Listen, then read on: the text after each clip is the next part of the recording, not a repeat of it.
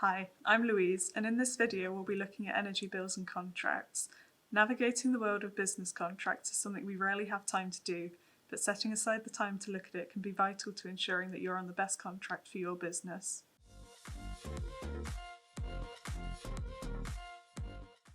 When taking an energy reading, there are several different styles of meter to look out for, manual or smart.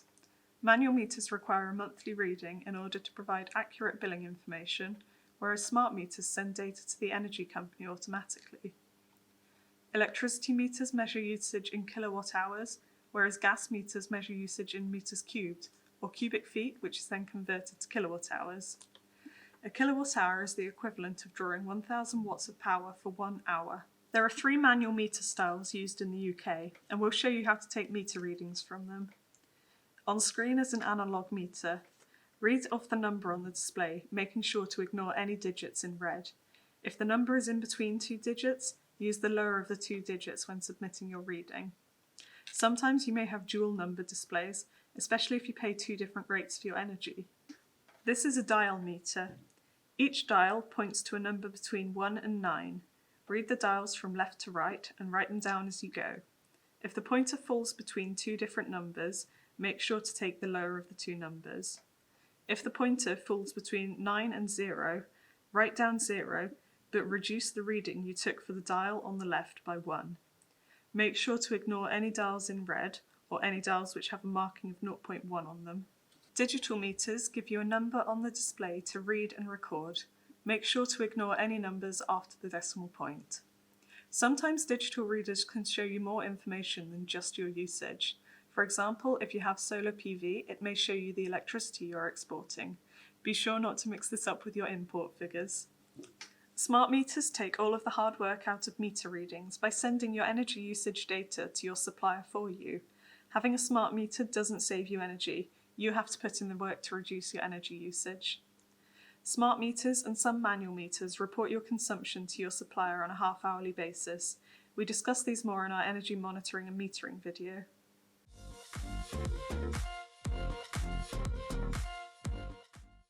So that's covered how to take a meter reading in the UK. Next, we'll be looking at what style of meter you have. Single rate meters do exactly what it says on the tin. They charge you a single rate for your usage regardless of what time of day you're consuming your energy. 2 rate meters charge 2 different rates for your energy depending on when you consume it. These include time of use meters and evening and weekend meters. If your business works outside of peak hours, you could benefit from reduced energy costs. If you have a larger business site with several different buildings, you may have a multi-site meter. These are made up of several meters linked to one main electricity meter. The main meter monitors the other meters, and that means you only end up with one bill at the end of it.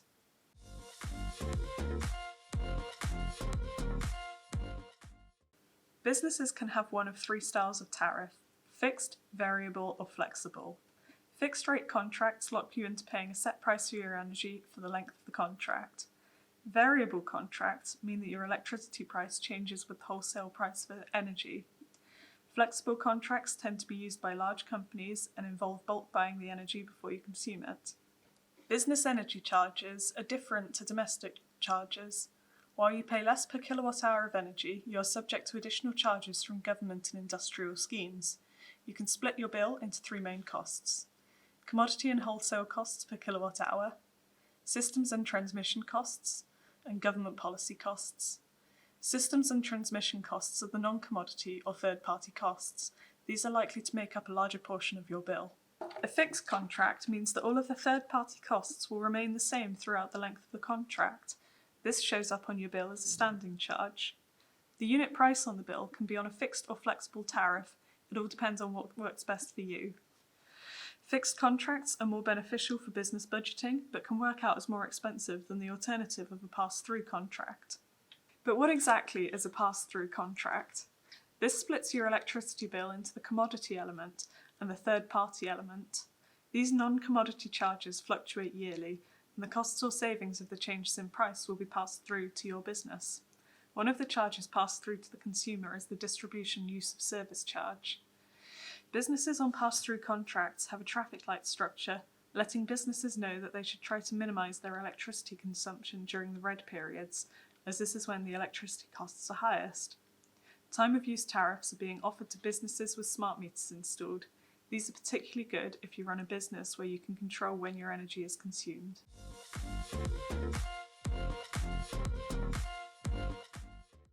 Before we move on, let's talk about VAT. Most businesses pay a standard rate of 20% VAT on their energy bills. However, you can be eligible for a reduced rate of 5% if you meet certain criteria. Businesses can also be eligible for a reduced rate of VAT if they use a low amount of energy, known as the de minimis threshold. So, there's a lot to think about with regards to energy contracts. In the meantime, we have some smaller tips which you can implement to help your business become more energy efficient. If you have a smart meter installed, download your half-hourly data and look at it. Keep track of your energy usage each month and keep an eye out for any unexpected fluctuations in your consumption. Check that the units on your gas bill match the units on your gas meter. Make sure that any conversions between cubic meters and cubic feet are done correctly, otherwise you could be massively over or underpaying your bill. If you're moving business premises, check the type of contract you are moving into and always make sure you negotiate a new one. Keep track of when your contract ends and set a date to start shopping about for a new contract. Don't allow yourself to go over the end of a fixed term contract, it'll cost you. Always have your recent bills and historical data consumption to hand when changing contracts. This allows you to easily compare what you are spending with what you could be saving. I hope you found this video useful. You can find out more information about energy contracts by downloading our fact sheet, or if you'd like information about energy efficient business measures, please take a look at our other videos. Thanks for watching.